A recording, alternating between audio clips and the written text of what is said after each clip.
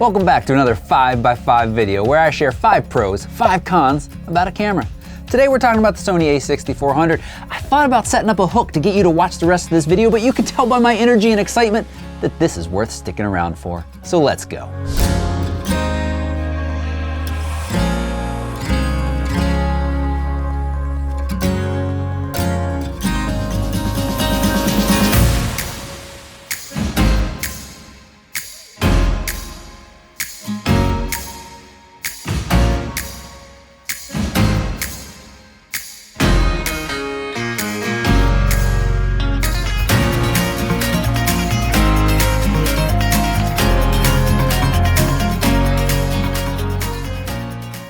First thing I want to talk about is how lightweight and small this camera is. The first time I picked up the a6000, I was blown away by how light and portable it was. And despite serious improvements in speed and quality, the a6400 remains nicely portable. Have you ever held one? It weighs like nothing.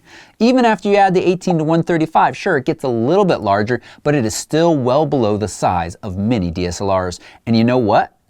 It is faster and smarter than those DSLRs. I mean, it provides some seriously awesome real-time tracking, birds in flight, fast action, sports. This camera can reliably track. And with that improved IAF, it is great at capturing people.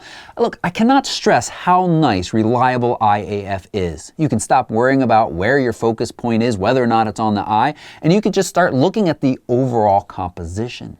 And this camera provides awesome image and video quality. We've got an APS-C sensor in here. I mean, it's basically the same as the a6300 and a6500, and that is excellent. Really sharp, clean shots, even in low light. The lens selection and ecosystem. Sony's worked really hard in the last few years to expand their lineup of lenses, and while many of these are for full frame, there have been some for the APS-C cameras, like the a6400, and we've got some great support from third party, like Sigma. Sure, I'd love to see a few more options, but overall lens selection is very good. And if you dream about a larger sensor, you can buy full frame lenses now and use them on your a6400 and then upgrade to a full frame body down the road using those same lenses. It's a nice seamless path. Cost, under $1,300 with the 18-135 lens. Nothing else is this light, this versatile of a camera at this price point. This makes an excellent travel camera. It's great for parents capturing their kids, whether they're little or involved in high school sports, and it does great video too. But before you smash that buy button, let's talk about the negatives, because it's certainly not all roses and cupcakes around here.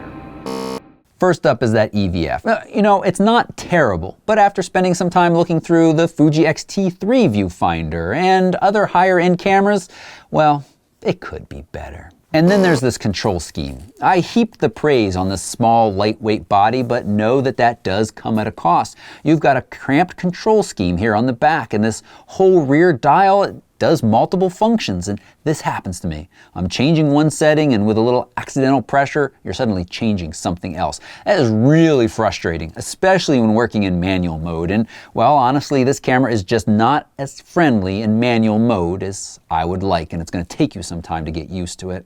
And I was going to list battery life on this list, but they've made some serious improvements, plus the fact that you can charge from or power from a little USB battery. It makes it much less of an issue.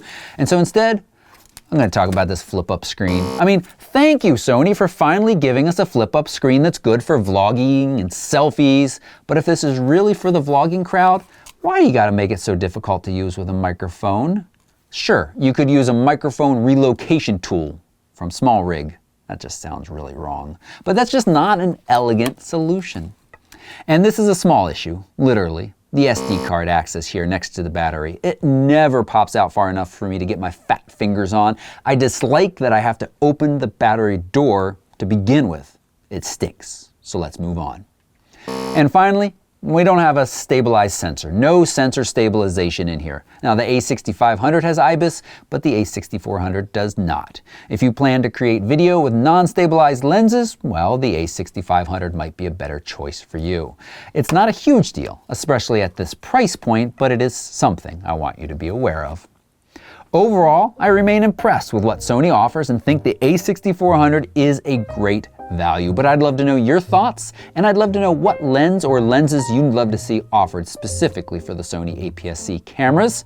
I've got my thought, and I've left those right down below in the comments. You can too. If you plan to purchase, use the links below this video. It greatly supports what we do here at Photorec.tv. Thank you so much for watching, and don't forget to hit that subscribe button. Click the little bell too, so you're notified of future 5x5s, tricks, tips, and tricks, and travel videos. Thanks so much for watching. Bye-bye.